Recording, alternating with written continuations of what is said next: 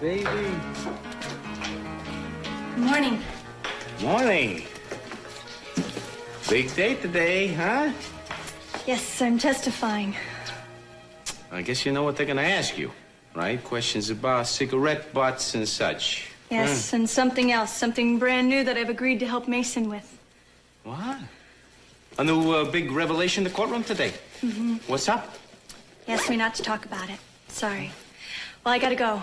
Oh, no. Hold your horses. I'll go with you. I'm gonna have to, with this picture on the tube, we're mucking around. No, I'm afraid you're not going anywhere, Pearl. I may need you later. Yeah, but Mr. C, I just thought that I could take Miss Capo down to the courthouse and... I just heard that, but that's impossible. You're gonna have to go alone, Courtney. And you, young man, I want the car washed. Got about an inch of dirt on it. Yes, sir. Yeah, like that. I got 1 hour before showtime. And what do I got? Snow. Come on.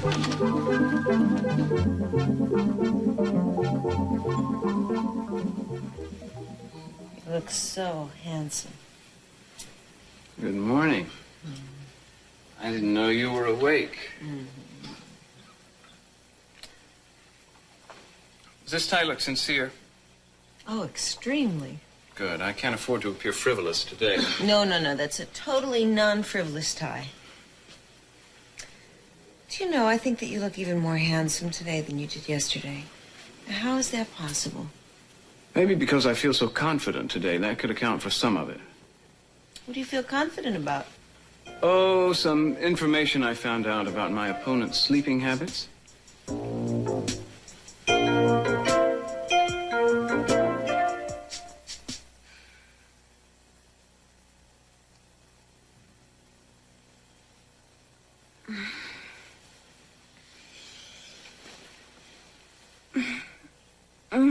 David, wake up. We have to get up. We're late.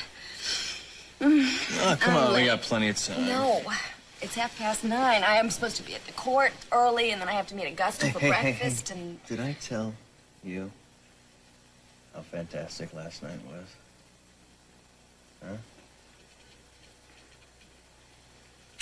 yeah. Yeah. But it was a mistake. I must be out of my mind to be doing this. I've got to call Augusta. Oh, hold on. Can't read it. Okay. Yes, I'd like to speak to Augusta Lockridge, please. She's gonna wonder where I was. Why don't you tell her? Very funny. Augusta? What are you doing on the phone? You're supposed to be here in person.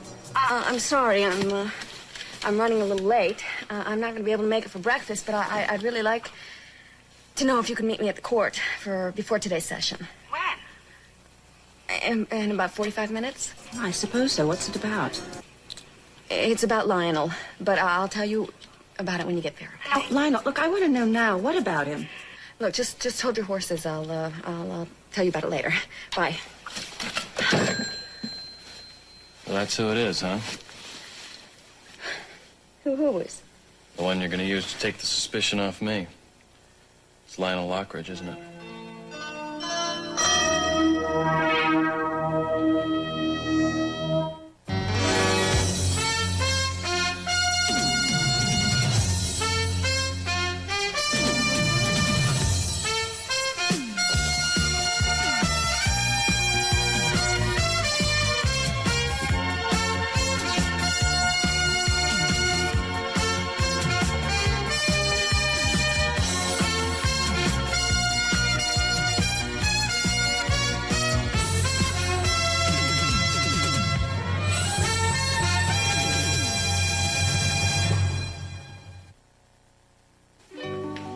Wait. Don't go off without this. An umbrella? This is Southern California. I know. It's just to sort of round off the look. You know, I wish you had a Hamburg. You're beautiful, you know that? So much so that I think we can afford to let justice wait a little longer to be served. I love you. I love you. I wish you didn't have to leave. So do I.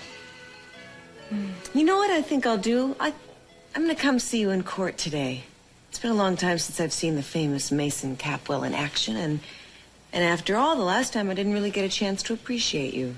Well, you could watch it all on TV. No, I want to see it live. Well, all right. You'll be inspiration. I think it's good for you to get out of the house and do things before you get tied down to it, raising 10 kids. Mason, there's something we have to talk about. What, our family? Yeah, we have to be careful, at least until the annulment goes through. No. I know that. Don't worry, we won't take any more chances. What was I thinking of last night? Don't worry. We'll take care of it. From now on, okay? But it's too soon to have children. Yes, I know. I've got to run. I'll look for you in the courtroom.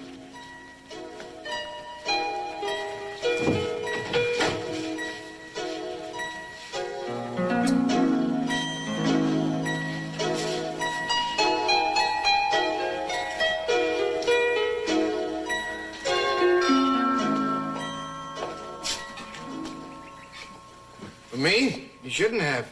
Come in. I only came because you said it concerned Sophia. That's right. You coming in or not? All right? Sit down. Just want to get rid of these. Well, that's an artful arrangement. I leave flower arranging to dilettantes like you. Oh, that's right. You leave all the pleasantries of life for other people to enjoy. You only enjoy that which is unpleasant, right? The thing I'm not enjoying is this situation with Sophia. That's why I've asked you here. I don't know how to handle it. So if you can contain your hostility for the next 2 minutes, we can have a meaningful discussion. I'll try, for Sophia's sake. Thank you. I don't want her to know that I know about her condition. She'd hate any show of pity, and she would think that any attention I give her would be because of the cancer. Well, I must say, I thought that was the case. No. Despite everything. Everything. I never stopped caring about her. The thought of losing her would... What are you staring at? Well, I just have to admit that you never said that before. For a while, I felt and said I hated her. It was wounded pride. I would never let myself forgive her. I think that's probably what sent her to you in the first place.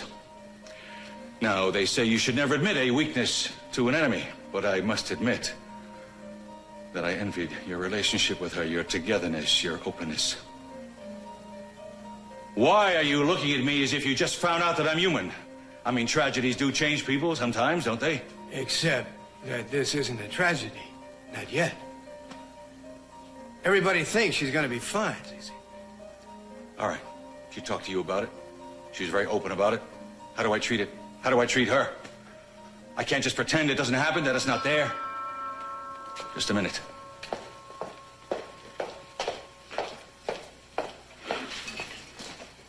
Hi. Sophia. Oh, I see you're busy. No, I was telling Lionel that I'm thinking of subdividing his former property into individual lots and selling them off. Yeah, and I told him I'd burn it down if he did.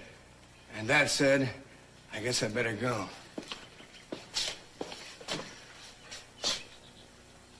Come in.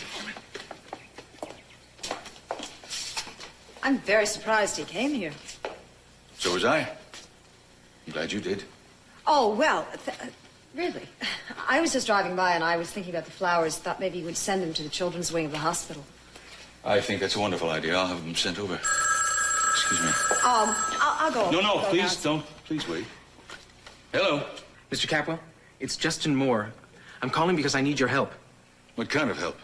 Well, I've got some information regarding Kelly. I'm up at the hospital right now. What kind of information? Look, I've been posing as a patient here so that I can talk to her, but... Hello? Dr. Moore?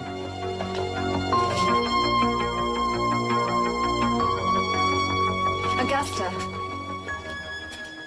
I'm gonna have to put Lionel on the stand. You are? What for?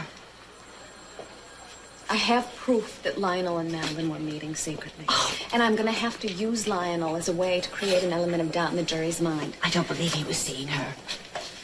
I have proof. Well, you're wrong. And even if he was seeing her, it was probably for some business reason. Now, you can't just bring out accusations in open court. Do you know how much damage that'll do to Lionel? Not as damaging as a verdict of guilty will be to David.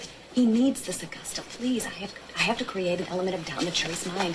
If there were any way that I could avoid doing this, you know that I would. And the only reason I'm telling you in advance is because you're my sister.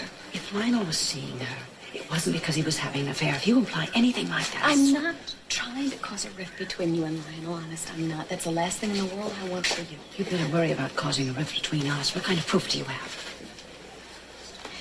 Entries in Madeline's date book. And corresponding entries in Lionel's. Entries? Lionel's own entries? I don't believe this. I don't want to think about it. I don't even know why you told me.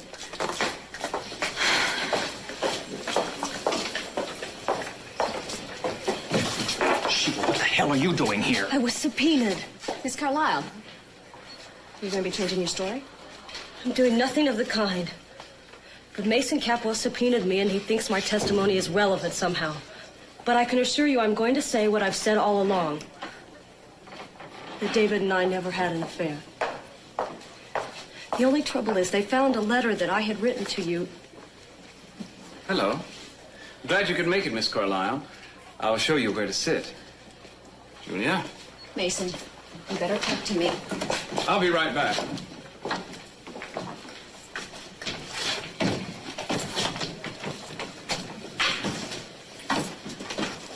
Mason is up to something. What? I'm not sure.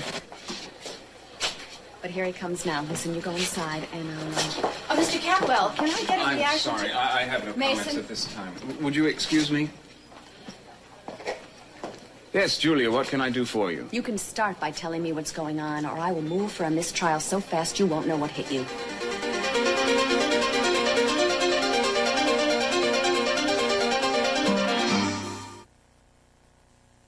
Julia, love, I can't tell you how happy it makes me to give you my revised witness list. Revised? Why wasn't I told? I'm telling you now. I tried to tell you last night, but you were strangely incommunicado.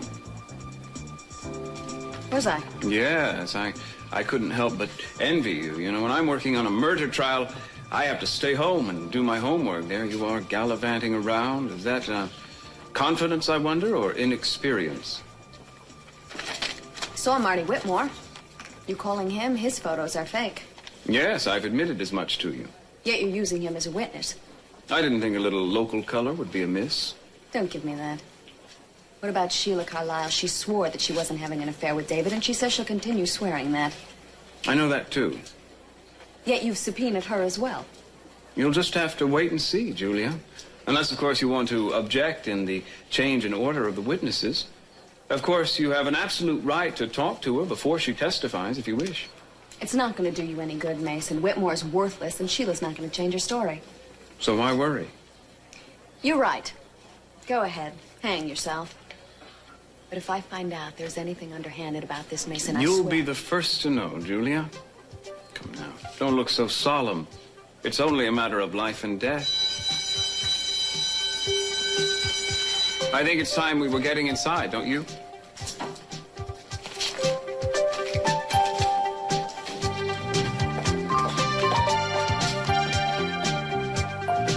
Nobody's gonna get in to see Kelly except me.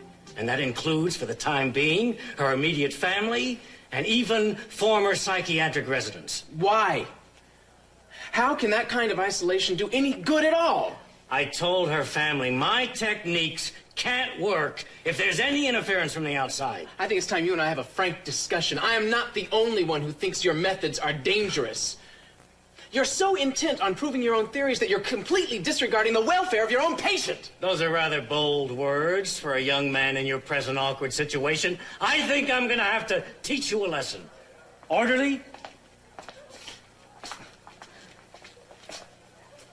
Take this patient to the shock therapy room and prepare him for treatment. No, wait a minute. You can't do this. Hey, I'm a doctor. Delusional reaction, just what I expected. No, Rhines, you can't do this. I'm warning you. All right, Henry, just escort him out of the hospital. This was a kind of joke. He's not really a patient, he's an imposter. Just get him off the premises. Yeah. You're You're taking Kelly down the wrong path. I'm warning you. In your estimation, Justin, not in mine. Rawlings, I won't let you do this to Kelly. I won't. And don't come back.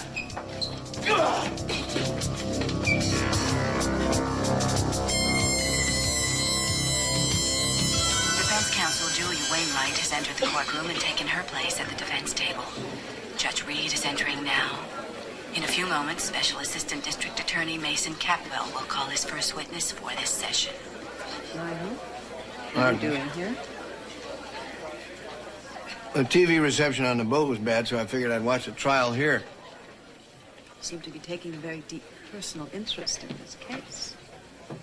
Everybody is. Just curious. Let's stop being bombarded by this. Let's go to the next one.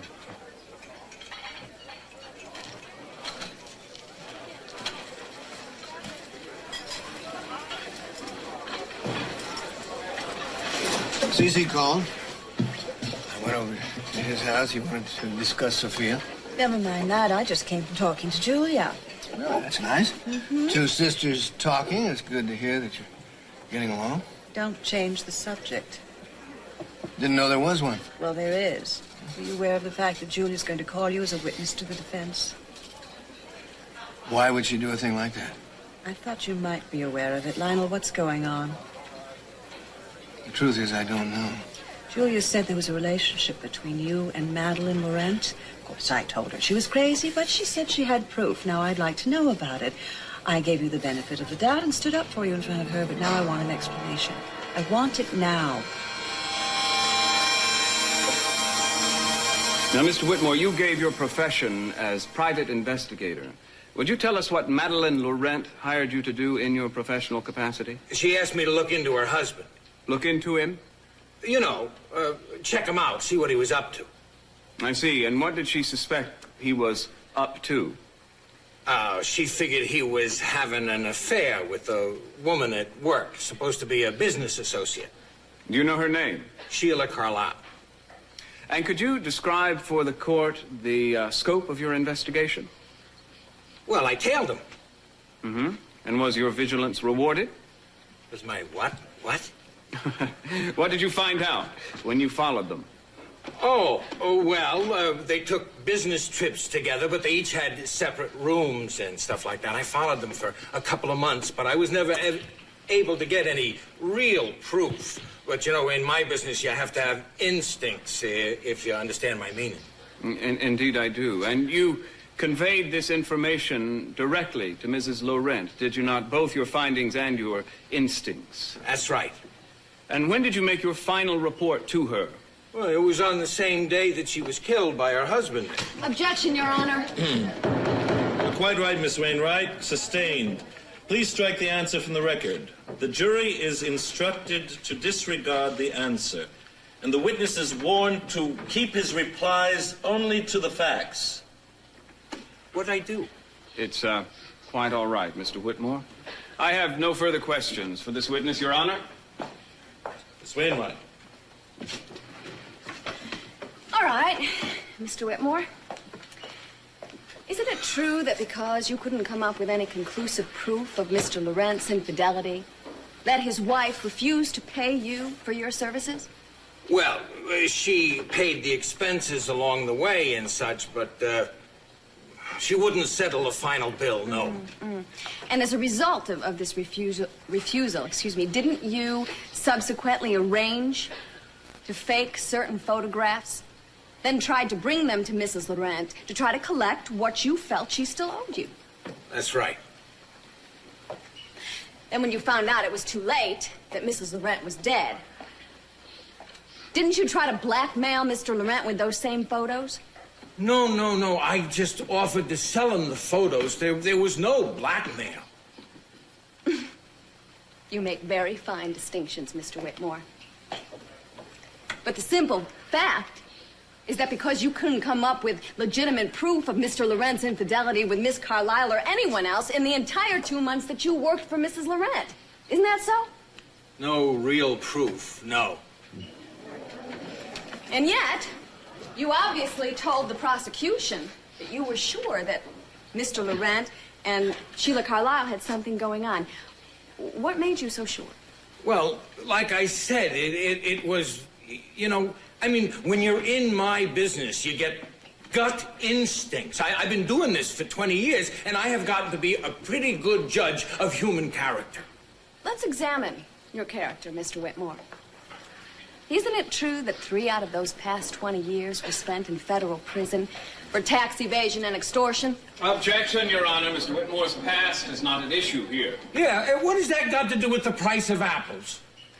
The price of apples, Mr. Whitmore, is that you, the witness, have had 3 felony convictions based on dishonesty, and the jury has the right to hear that, and the right to wonder whether what the witness is saying is worth listening to. I have no further questions, Your Honor. You may step down, Mr. Whitmore. What does it mean? What's Mason getting at here? I'm not sure, but I have a hunch, and I don't like it. Mr. Capwell, will you call your next witness, please? Thank you, Your Honor. The prosecution calls the victim's sister, Miss Courtney Capwell. Do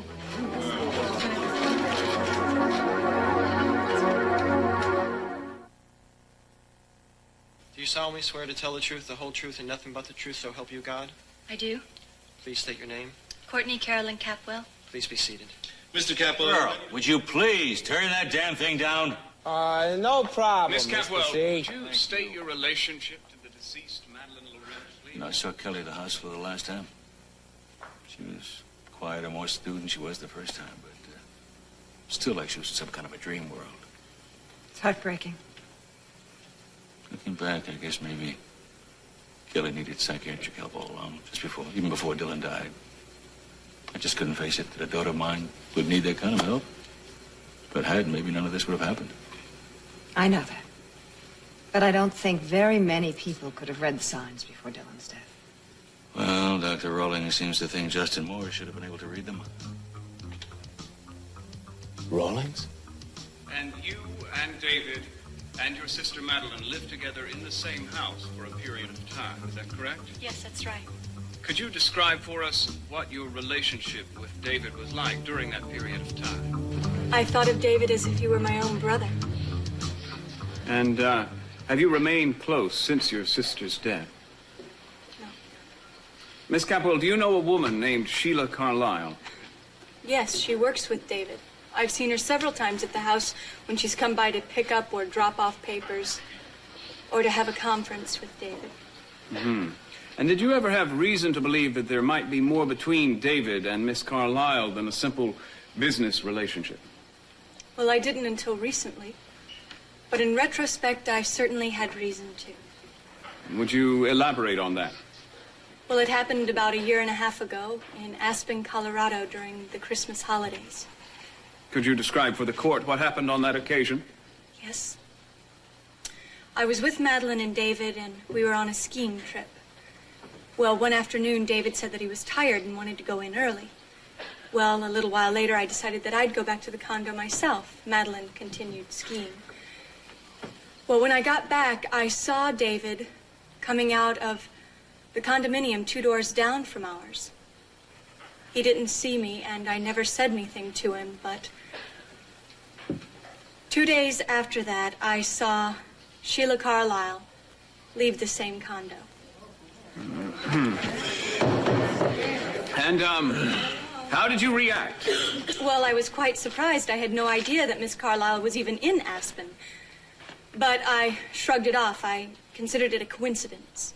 And why do you suppose that David didn't tell Madeline that Miss Carlisle was there? Objection, Your Honor, calls for a conclusion by the witness, and it hasn't been established that David didn't tell his wife. Sustained. Let me rephrase the question, Your Honor. To your knowledge, Miss Capwell, did David ever tell Madeline that Miss Carlisle was in Aspen on that occasion, for business or otherwise? No, I know for a fact that he didn't. When I discussed it with Madeline later, she was as surprised as I was that Miss Carlisle was there. So you believe that David and Miss Carlisle had a clandestine affair? Objection, Your Honor. He's leading the witness. I'm doing no such thing, Your Honor. I think the witness is more than qualified to give me an opinion of her brother-in-law's behavior. Not that kind of opinion. She isn't. Mr. Capwell, you know as well as I do that what you're asking for is speculative and conjectural and certainly not the best evidence. Now, let's have no more of it. The objection is sustained. The witness is directed not to answer the question. All right. But I'd like to say that I have no doubt in my mind that they were having an affair.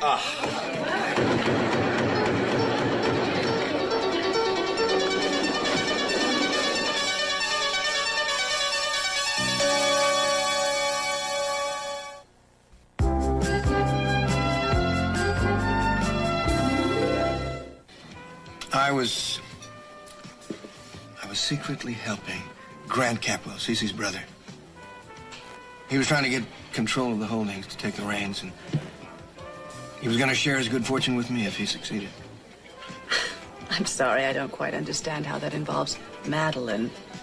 Madeline was his daughter. There were very few people he trusted. She was going to act as a kind of liaison between us.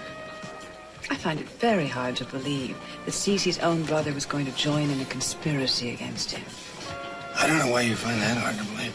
Half that family's up for themselves, no matter who it hurts. You ought to know that.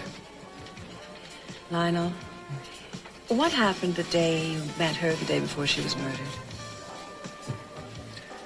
We had a talk about business.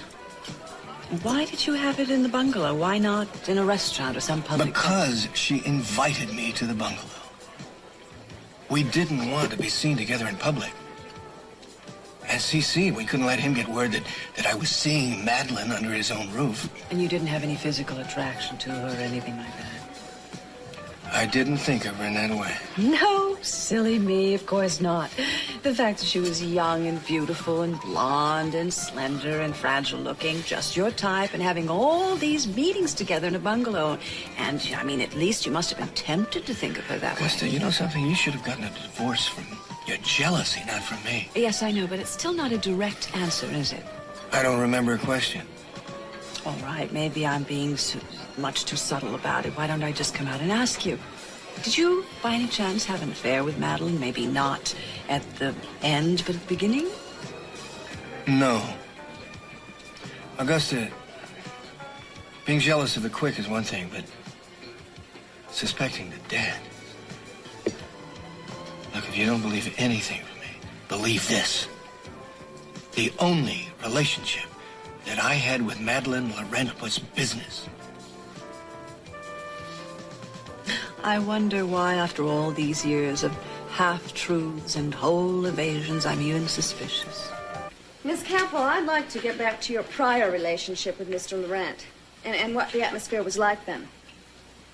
First of all, your parents didn't really approve of David, did they? Well, David never tried to establish any kind of a relationship with them. You mean he didn't curry favor? Far from it. Would you say that they actively disliked David? Well, I know they weren't too happy to have him as a member of the family, no. Miss Capwell, please, just a yes or no. They disliked him, didn't they?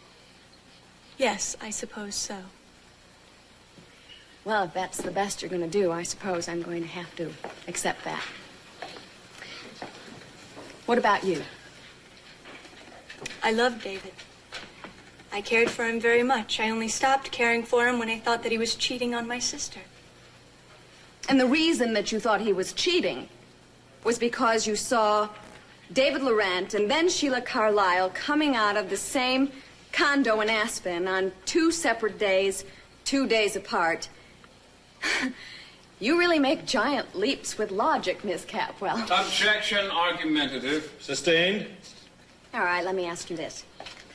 Did you ever catch the accused and Sheila Carlisle in any act of lovemaking? No. Did you suddenly walk in on them kissing or in some other kind of compromising situation? No. Holding hands? No. For that matter, did you ever see the two of them alone in the same room together? No. Fascinating. How in the name of heaven did you come to the conclusion that the two of them were having an affair? Miss Capwell? I just assumed. Oh, you just assumed. I see. I'm afraid the law doesn't accept assumptions as fact, and in the court of law, they certainly aren't accepted as evidence. Miss Capwell, if you're asked to testify again, I think that you should remember that. I have no further questions. Thank you. You may step down, Miss Capwell. Will the prosecution call the next witness, please? Yes, Your Honor. The prosecution calls Sheila Carlisle.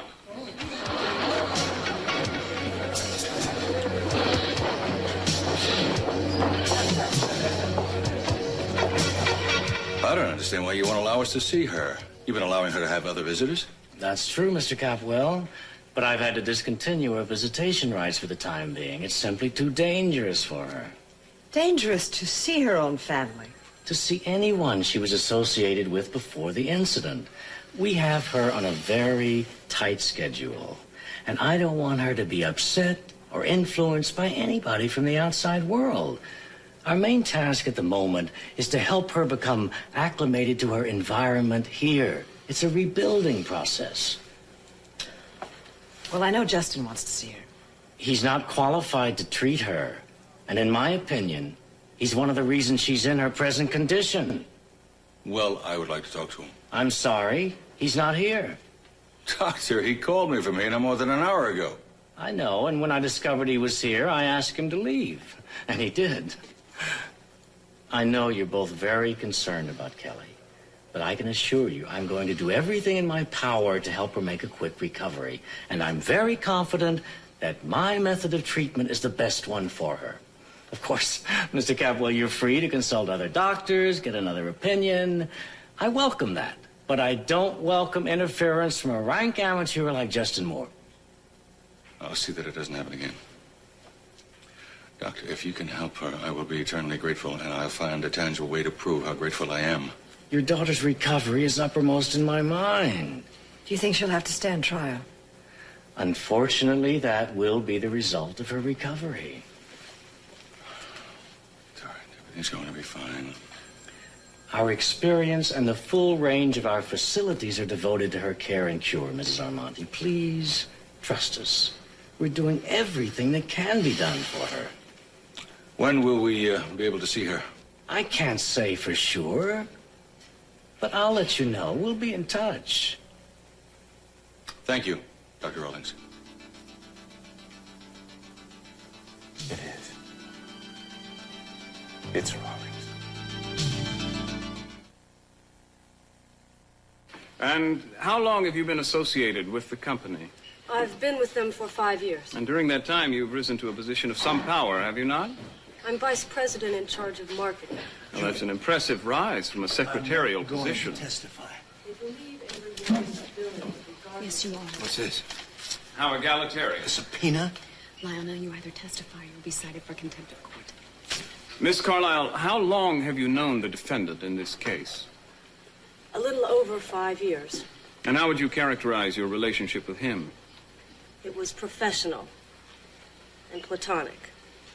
Yes, according to records we obtained from the company, you and he made several business trips together. Is that correct? That's right. And these trips were also professional and platonic. They were all business trips. I see. Miss Carlisle, are you married? No. Engaged? No. Do you have a boyfriend? I'm not emotionally involved with anyone, if that's what you're asking. Well, that's what I was working up to, but thank you for the shortcut. Does that include the defendant? I beg your pardon? I'm wondering if your lack of emotional involvement extends to the accused. But let me put it more directly. Did you ever have an affair with David Laurent? Now, I remind you, Miss Carlisle, that you're under oath, you're sworn to tell the truth. Have you ever had an affair with David Laurent? No. I never had an affair with him.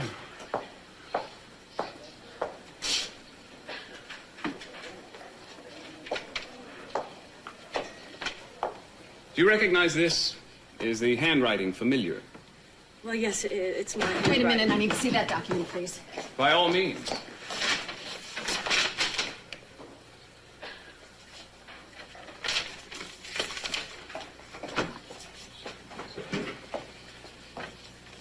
Miss Carlisle, did you write this? Yes, When? yesterday. Your Honor, I would like this marked as prosecution's exhibit next in order and entered into evidence. No objection, Your Honor. So ordered. Now, Miss Carlyle, would you read this? You want me to read it? Aloud.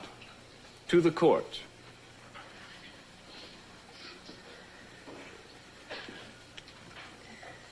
Dearest David, you'll have to burn this letter after you read it, but I had to write it.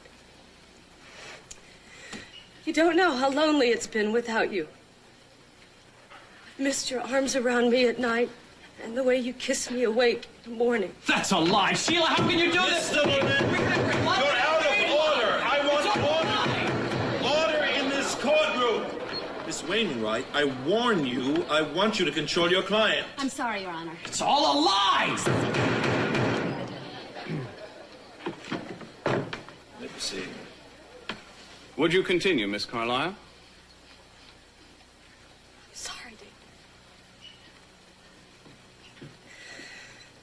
Whatever happens in the difficult days ahead, I want you to know that I love you. I always will. What we've been to each other in the last few months has meant a lot to me. Even though we can never let the world Sheila, how can you do this to me?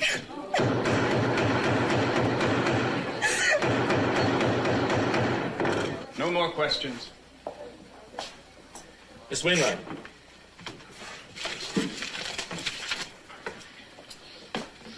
I know all about you and David and last night. I don't blame you for being upset. He can't seem to be true to anyone, can he? Thank you, Pearl. Mr. Moore?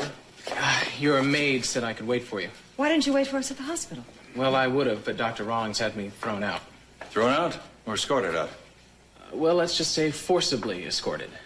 Well, he told us you haven't helped Kelly very much. In fact, he says you kind of harmed her. Now, that's not true. Unless something is done about the way he's treating her, she's going to end up in worse shape than she is now. Well, we seem to have two very divergent opinions here, yours and his, and I know Dr. Rawlings' reputation, and you don't have one. All right, Cece, why don't we just listen to what he has to say? All right, let's go in my study and discuss this. Okay.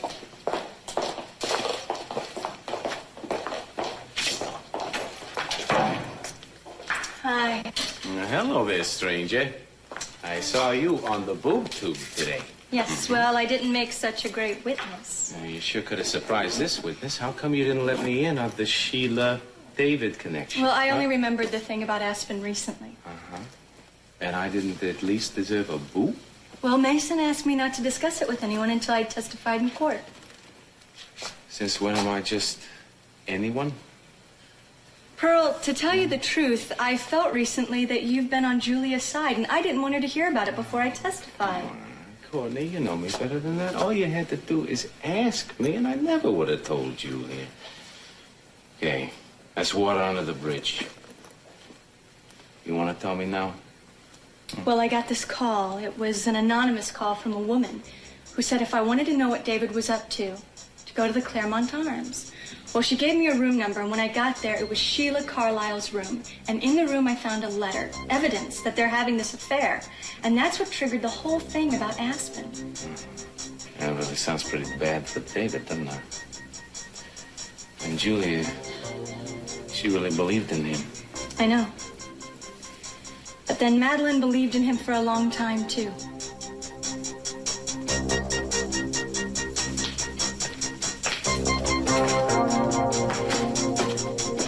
Miss Wainwright, are you going to cross-examine the witness or release her? Your Honor, in view of the rather surprising testimony, the defense would like to request a recess. Well, how long a recess would you require?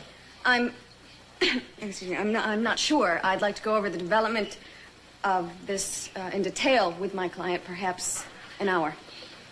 Well, in view of the time, I think we'd better be advised to recess until after the lunch hour. The witness may step down. The court will reconvene at 1. All rise. Why didn't you go after her and break her down? She was already in tears. You should have moved in on her right away. Don't give her time to recover. Just shut up.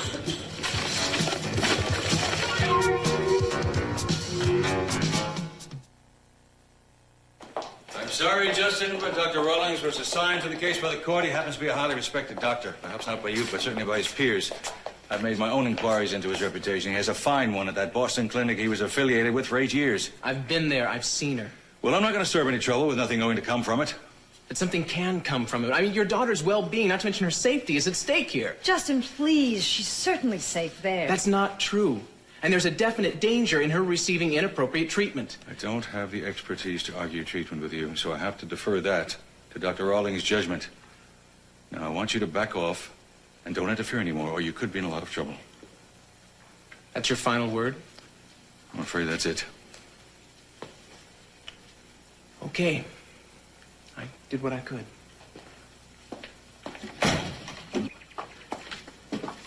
Hang on a minute, Doc. I just may have a solution to your problem. You? Yeah. Me. I don't understand what's going on. What did Mason whisper to you? Why didn't you cross-examine her right away? I don't want to talk about it.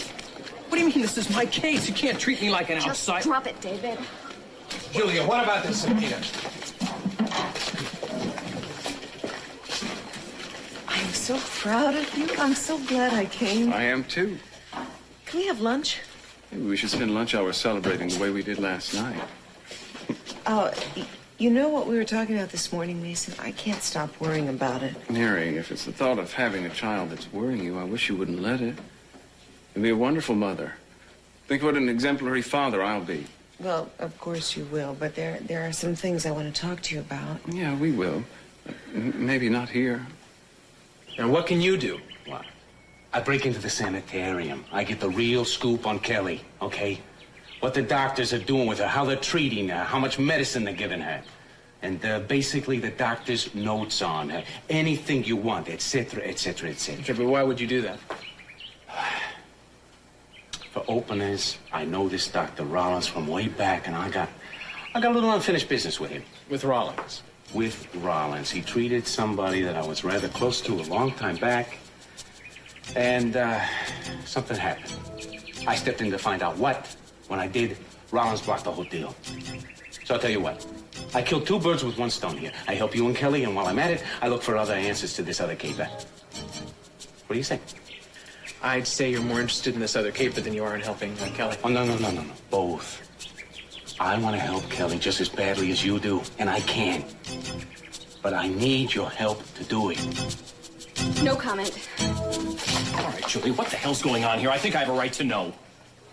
I guess you're right. You do have a right to know. What I'm doing is very simple. I'm quitting. What? Here are your files. You find yourself another gullible attorney.